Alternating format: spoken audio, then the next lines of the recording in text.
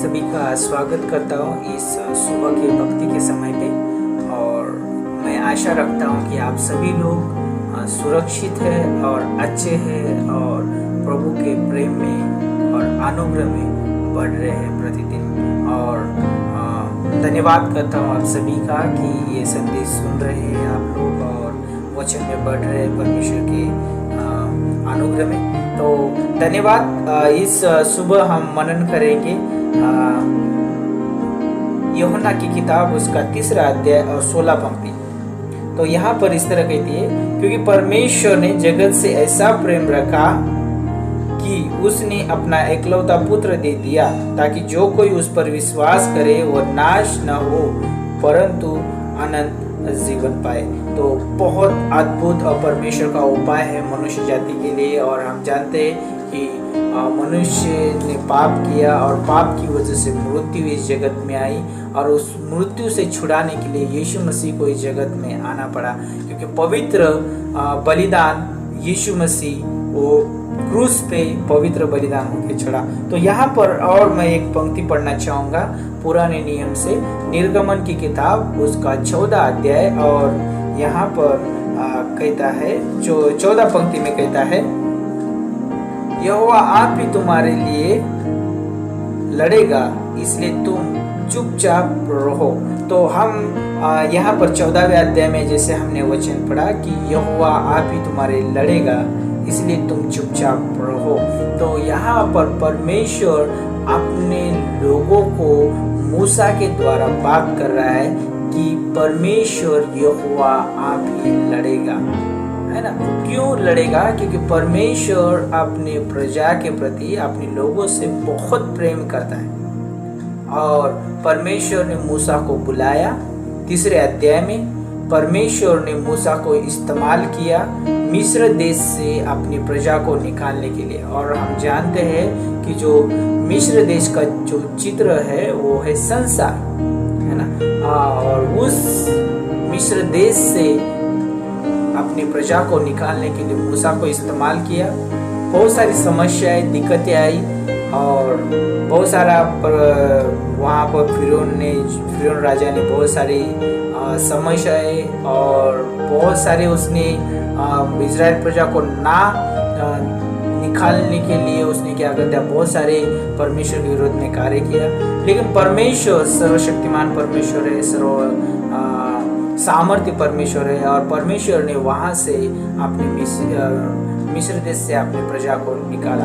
तो यहाँ पर हम देखते हैं कि निकालने के बाद 14वें अध्याय में हम देखते हैं वहां पर फिरौन की जो सेना है, अभी वो मिस्र देश से बाहर निकले इजराइल प्रजा, और फिरौन की जो सेना है रथों के साथ घोड़ों के साथ किसके पीछे लगी हुई है? इजराइल प्रजा के पीछे लगी हुई है। और हम जानते हैं यहाँ पर देखते हैं कि जब वो इजराइल प्रजा वो आगे चलती है तो उनके सामने लाल समुद्र रहता है, और फिर वो सोच में पड़ते कि अब इसको किस तरह से पार करें। लेकिन हम यहाँ पे जानते हैं कि परमेश्वर बड़ा उपाय करने वाला परमेश्वर, बड़ा अनुग्रहकारी परमेश्वर, बड़ा दयालु परमेश्वर है और प्रेमी परमेश्वर है। अपने प्रजा से बहुत प्रेम करता है। तकलीफ में दुख में परमेश्वर नहीं गिरने देता है। वो रात को उनको आग का खंबा और दिन में वो बादल से क्या करता था, वो अगुवाई करता था परमेश्वर, उनको सुरक्षा देता था हमेशा। और यहाँ पर भी हम देखते हैं कि उसने अद्भुत सुरक्षा दिया, और लाल समुद्र को परमेश्वर ने 2 भाग में बांटकर अपनी मिस्र की जो सेना थी उससे अपनी प्रिय इजराइल प्रजा को उसने क्या कर दिया, छुड़ाया। और हम नए नियम में जानते हैं कि यीशु मसीह सब मनुष्य जाति का छुड़ाने वाला है, सब मनुष्य जाति का पाप क्षमा करने वाला परमेश्वर है, और सब मनुष्य जाति को मृत्यु से बचाने वाला परमेश्वर यीशु मसीह है। तो आज मैं इस समय सभी को प्रोत्साहित करना चाहूँगा इस छोटे से मनन के द्वारा कि हमारा जो परमेश्वर है छुड़ाने वाला परमेश्वर है, हमारा परमेश्वर प्रेम करने वाला परमेश्वर है, आप हमारा परमेश्वर अनुग्रहकारी परमेश्वर है। और परमेश्वर हमेशा जो भी उसके भक्तगण है जो दुख तकलीफ में समस्या में और पीड़ित रहते हैं तो उससे छुड़ाने के लिए परमेश्वर सामर्थी परमेश्वर है और वो उपाय करने वाला परमेश्वर है। तो आज इस समय मैं आप सभी से प्रोत्साहित करना चाहूँगा कि जो भी हमारी समस्या है, तकलीफ है, प्रॉब्लम है, उसके साथ हमारा परमेश्वर वो लड़ेगा। हमें क्या करना है? चुपचाप रहना है, परमेश्वर को धन्यवाद देना है, परमेश्वर को हमें कहना है कि परमेश्वर मेरे जीवन में समस्या है, तकलीफ है, जो भी है, परमेश्वर के हमें हाथ में देना है। परमेश्वर हमारी ओर से लड़ेगा। तो रोमियो का 8:31 कहता है परमेश्वर हमारी ओर है तो हमारे विरोध में कौन खड़ा हो सकता है? हमारे विरोध में संसार नहीं खड़ा हो सकता, हमारे विरोध में हमारा पापी स्वभाव खड़ा नहीं हो सकता, हमारे विरोध में शैतान भी खड़ा नहीं हो सकता जब परमेश्वर हमारी ओर से लड़ता है। तो इसलिए हमारी ये जो संग्राम है परमेश्वर का है, तो उसे लड़ने दो। आप चुपचाप रहो, हमें चुपचाप रहना है। क्यों? क्योंकि परमेश्वर अपने लोगों की चिंता करता है, अपने लोगों का उपाय करने वाला परमेश्वर है। जैसे मिस्री देश से अपनी प्रजा को निकाला, उनको सुरक्षा दी, उनका उपाय किया और उनको उस दुश्मन के हाथ से उनको छुड़ाया। तो आज हमारा जो दुश्मन है संसार, पापी स्वभाव और शैतान, उससे हमें प्रतिदिन हमारा परमेश्वर छुड़ाने के लिए विश्वास योग्य और सर्वशक्तिमान परमेश्वर है और हमें छुड़ाता है। तो आज मैं आपको प्रोत्साहित करना चाहूँगा इस छोटे से मनन के द्वारा कि परमेश्वर इस सारे जगत के रहने वाले लोगों से प्रेम करता है। आज मैं कहना चाहूँगा कि आज तक आपने प्रभु यीशु मसीह को अपने जीवन में उद्धारकर्ता करके ग्रहण नहीं किया है, तो आज इस समय मौका है कि आप यीशु मसीह को आपके जीवन में उद्धारकर्ता ग्रहण करो।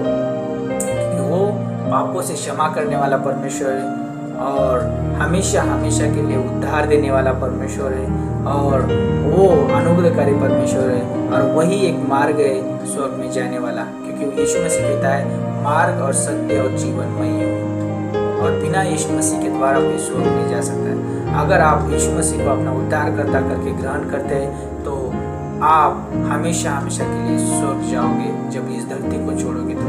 और इस मनन के द्वारा मैं आप सभी को धन्यवाद देना चाहूँगा। तो आइए हम प्रार्थना करते हैं। परमेश्वर, हम धन्यवाद करते हैं, हमें अनुग्रह दीजिए, आपका प्रेम दीजिए, प्रतिदिन हमें अगुवाई करिए। और परमेश्वर, आज का ये दिन आपके हाथ, हर एक भक्तगणों को, आपके लोगों को, इस देश को आपके हाथों में सौंपते, संभालिए। सभी व्यक्ति को आपको परमेश्वर आपके हाथों में सौंपते, आप सभी को संभालिए। परमेश्वर, धन्यवाद करते हैं, इस भक्ति के समय को आप आशीषित करिए। धन्यवाद करते प्रभु यीशु मसीह के नाम से मांगते हैं, आमीन। धन्यवाद इस वीडियो को देखने के लिए सभी।